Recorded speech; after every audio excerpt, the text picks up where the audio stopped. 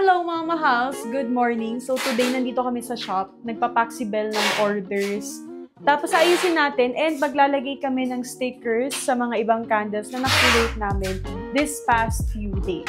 And si TC, inaayos na niya yung mga kailangan lagyan ng stickers. Ayan naman si Belle, nagpapack na siya ng orders from yesterday's live. Parang hindi to sniff me not. Ito alive and kicking to, sure ako. Ito. Nagkakagulo na kami sa stickers kasi hindi na namin maalala kung anong scent nitong mga to. So, sniff me not yan. Ayan. Alive and kicking, sniff me not to. Ito ang So, ngayon mga mahal, i-edit natin yung ibang stickers na ipiprint din natin ngayon para malagay na siya sa candles. Medyo kinulang pala kami sa stickers. Set up na natin yung printer. Connect natin siya dito sa laptop. So, ayusin na natin yung printer. Printer muna para hindi ganun kakalat. Tsaka ko ilalabas yung cutter. So, magandang strategy kasi siya kasi maliit lang yung shop. Tsaka wala pang proper na lalagyan yung mga printer at cutter namin. Kasi hindi pa gawa yung mismong shop dun sa bahay. Wala pa siyang proper space dun. So, ito na. Connector. Iko-connect ko pala sa laptop. Tapos, ito na yung printer. So, itong printer yung gamit namin. Epson 5290. Yan. Okay siya kasi meron na rin siyang scanner, may fax na rin siya. Pwede siya makonect sa Wi-Fi. Pero mas prefer lang namin na naka-cord para mas mabilis na lang din yung process. So, mas prefer namin na kami lang yung nagpiprint ng stickers namin. Kasi una, mas cost-efficient siya para sa mga small business na katulad namin. Pangalawa, mas kontrolado namin yung sizing. Pangatlo, makukuha na kagad namin yung mismong stickers. Hindi na namin kailangan mag-allot ng, let's say, 1 week para lang sa stickers. Ang gamit namin na pang-cut is yung Cameo na Silhouette 4. So, nilalagay namin siya sa Silhouette na app, tapos piniprepare na namin yung parang cut and print na option para hindi na kami magka-cut manually.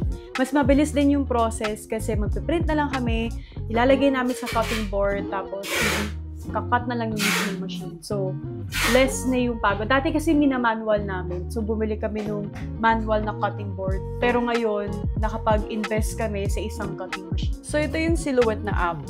Tapos, sa downloads mo, ito, i-drag mo lang siya. So, mag-a-appear na yan. Of course, ilalagyan natin itong border para makita natin. Then, isa-set mo na lang kung anong size pagkakasya mo na lang. Tapos ko na siya, ipiprint na lang natin. Set natin sa printing. Of course, palitan natin yung printer. Then, palitan natin yung quality. Tapos, 1 page. So, wait. Ayan si Belle, nagsisticker na siya.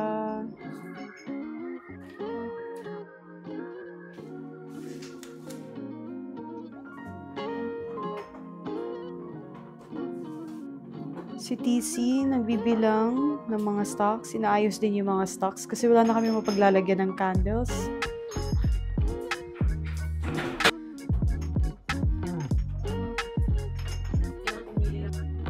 Ang mga babies, tulog lang sila sa shop. Diba, sarap ng tulog nila. So mga mahal, ito na. Tapos na tayo mag-print. Siniset up na namin yung cutter.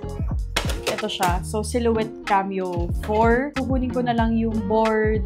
Then, ilalagay natin doon yung paper. So, ito siya. So, I think 12 by 12 yung size nito. Lalagay natin.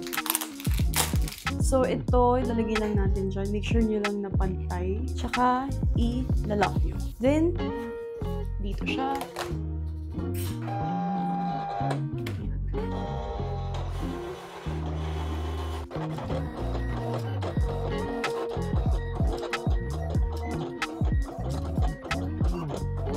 Doon na kami mag-print, mga mahal.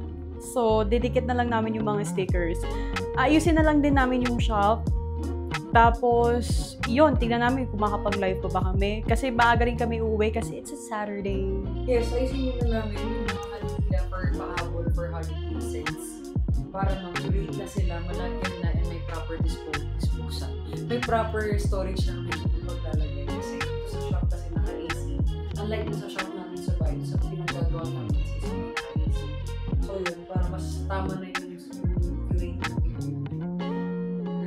Yan yung mga candles na paglalagyan. Tapos, isi-set up na lang yan. Ibabalik lang din yan sa mga baskets na nandyan kasi ilalagay lang din siya sa ilalim ng mga candle. So, mga mahal, like and share and subscribe.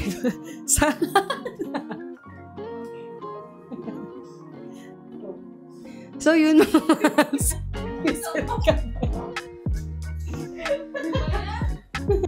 So yun mga mahas, like, share, and subscribe kasi like and share and subscribe.